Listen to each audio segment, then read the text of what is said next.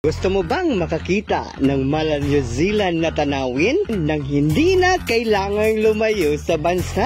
Tara, akyatin natin ang Mount Minandar sa Maguindanao. Mula SPDA, aabutin ka ng 35 hanggang 40 minutes para makarating sa Kusyong, kung saan matatagpuan ang Mount Minandar. Pagdating mo, 30 pesos lang ang entrance fee per head at pwede ka rin kumuha ng guide sa halagang 300 pesos.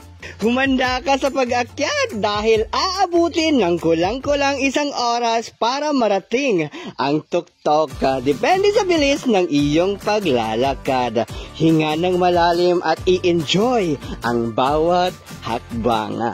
Bago umakyat, siguraduhin may dala kang tubig para hindi ma-dehydrate. Magdala ka rin ng light snack tulad ng biskwit para may energy ka.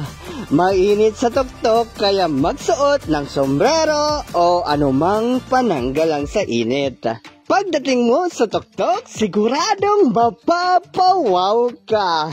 Sobrang ganda talaga. Mala New Zealand ika nga nila. Perfect spot para mag-relax, mag-picture, at mag-enjoy sa ganda ng kalikasan. Pagkatapos ng pag-akyat, pwede ka ring magpalamig sa dagat dahil nasa Kusyong ka na. Malapit lang ang beach kung saan pwede kang mag-swimming. Pagbaba mo, dagat na sa Mount Minandar, mga kapatid.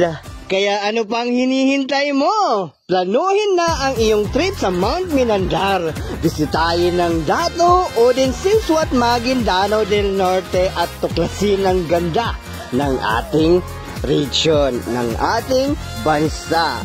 Don't forget to like and follow Land of Kabang Samoro. See you on our next adventure.